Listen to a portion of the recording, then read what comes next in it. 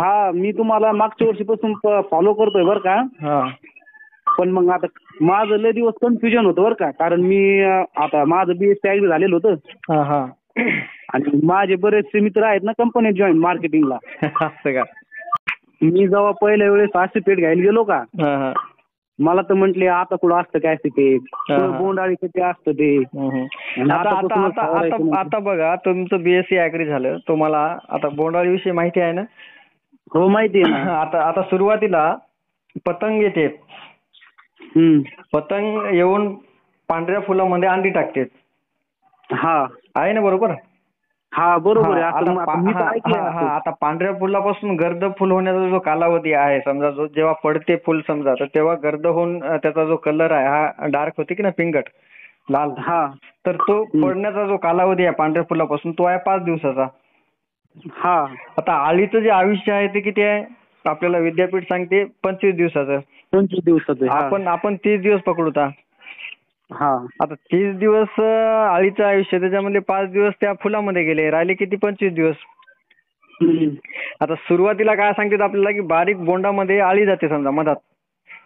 हा बारीक बोंडामध्ये आळी जाते आणि आळी त्याला मधात जाऊन त्या लाळीनं त्याचं छत्र बंद करते आणि मधात थांबते समजा. आणि सुरुवातीला तर एकदम बारीक बोंड राहते, त्यात आळी मधात जाऊन आणि कधी छद्र करून ते आपल्याला डायरेक्ट लक्षात येते का आळी नाही. आता जे शेतकऱ्यांना आळी दिसते ही नॉन बीटीवरची आळी आहे. आता जे आपल्या पॉकेटमध्ये मिक्स येते की नॉन बीटी, हो हो हे काहीच नाही. हे आपल्याला कोटं आळी आपल्या शेतात दिसते ते नॉन बीटी झाडी आहे, नॉन बीटी झाड आहे ते. आणि आपल्याला शेतकऱ्यांना आळी दिसली की आपण काय मग भारी भारीचे फवारण्या घेतो, आळी आली बोंडाळी आली. आता अजून एक महत्वाचा प्रश्न आहे, जर आपण कृषी विभागाला किंवा जे काही आपल्याला कंपनीवाले सांगायले की नाही बोंडाळी विषयी, त्यांना अजून एक महत्वाचा प्रश्न आपण विचारायला पाहिजेत किंवा तुम्हाला पण माहिती असेल का, जे आळीचं खाद्य आहे बोंडाळीचं ते काय मुख्य? जे प्रोटीन खातं ते त्याच्यातलं. त्या मधातला गर खाते सरकीचा. हा आहे ना, आलं ना लक्षात? तर हो, आता हो. बघा, बारीक बोंडापासून मोठं बोंड व्हायला आणि त्यामध्ये सरकी तयार व्हायला जे आहे समजा, खालच्या बोंडाला कमीत कमी 35 ते 40 दिवस लागतात आणि शेंड्याच्या बोंडाला अन्नद्रव्य भरपूर मिळत नसल्यामुळं त्याला 42 दिवस लागतात. हा म्हणजे त्याच्या सरकी तयार व्हायला. हा बरोबर आहे. आता बघा, 42 दिवसाला जर त्यामध्ये सरकी तयार व्हायली, तर मग तोपर्यंत बोंडाळी मधात काय खाते? हा काय माहिती आता. अहो ते तिला तर एक दिवस खायला नाही भेटलं तर मरून जाईल ना.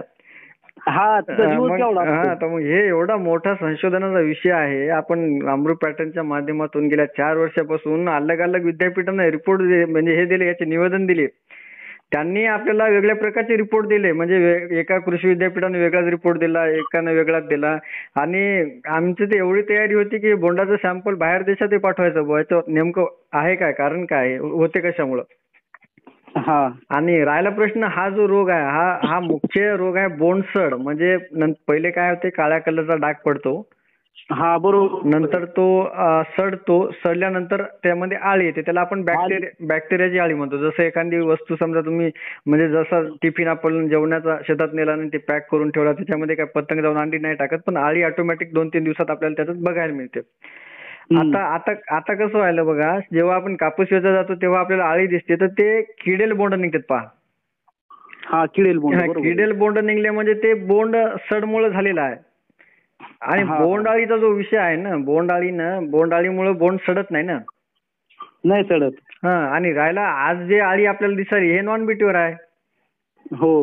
हे आपण जोपर्यंत शेतकऱ्यांना आता म्हणजे जसं आता तुम्ही BSc ॲग्री आहे समजा, तर तुम्ही थोडं मान्य करायला, बाकी बरेच जण आहे की आपण चाकोली सोडायला तयार नाहीत ना हे लोक. आता ऐका ना माझं. मी मागच्या वेळेस 4x1 वर मागून या कापसाची लागवड केली. तिला शेवटला जवळपास 140, 150, 160 दोड्या लागल्या बरं का. आणि त्याच्यात ती इतकी दाट झाली की तिच्यात ते तुम्ही जसं म्हटले का, थोडा असा काळा डाग पडला. आणि तिला फोडलं का तिच्या आत एकदम लाल कलर निघतो बरं का, आत बोंडाच्या आत. आणि त्याच्यातून ती लाल आळी बाहेर येते. तर मी बऱ्याच जणांना विचारलं, मला काही जण बोंडाळी म्हणले, काही जण बोंडसड म्हणले. पण माझं चुकलं काय तिथं, की मी तिथं बुरशीनाशक फवारलंच नव्हतं. हा, आणि बुरशीनाशक फवारलं नसल्यामुळे तसं झालं असेल किंवा जास्त दाटीमुळे झालं असेल. नाही, जिथं जास्त दाटण होते किंवा सूर्यप्रकाश मिळत नाही अशा ठिकाणी या रोगाचा प्रादुर्भाव अधिक येते. जसं जमीन तुमची एकदम काळी आहे, भारी काळी जमीन. आता आमची आंबोड्याची शेती पहा, 70 ते 80 फूट काळी आहे. त्या ठिकाणी जवळपास 70-80% बोंडसड येते. आणि आता आम्ही नवीन शेतात कापूस घेतला मागच्या वर्षी, तिथं फक्त 25-30% आली समजा. तरी पण तिथं असं आहे का सकाळी पाऊस पडला दुपारपर्यंत वापसा येते. हा हा, आमची तशीच जमीन. हा, आणि या 2-4 वर्षात बघा, या जे कोरडवाहू क्षेत्र आहे किंवा माळावर जमीन आहे किंवा मुरमाड जमीन आहे, अशा शेतकऱ्यांना कापसक भरपूर व्हायले. कारण तिथं ते वापसा लवकर होतो ना. हा, वापसा लवकर येते. या बोंडसड रोग येत नाही तिथं. मग आता आपल्याला सांगते बोंडअळी. मग कोरडवाहू शेतकऱ्याचं जे आहे समजा, आता पतंग जेव्हा येते अंडी टाकते, तर त्या पतंगाला माहिती राहते का बा हे कोरडवाहू क्षेत्र आहे, आपण इथं अंडी नाही टाकायला पाहिजे आणि हे बागायती याच्यावर अंडी टाकायला पाहिजे, त्याला समजते का? नाही नाही. मग हे जे कॉन्सेप्ट आपला आहे का, मग बोंडअळी आहेच तर मग कोरडवाहूमध्ये यायला पाहिजे आणि बागायतीमध्ये दोन्ही क्षेत्रात यायला पाहिजेत ना. हा, हे याच्यावर खूप मोठं संशोधन आहे आणि याच्यासाठी आम्ही खूप भानगडी केलो. आपले शेतकरी एखादा घेत नाहीत.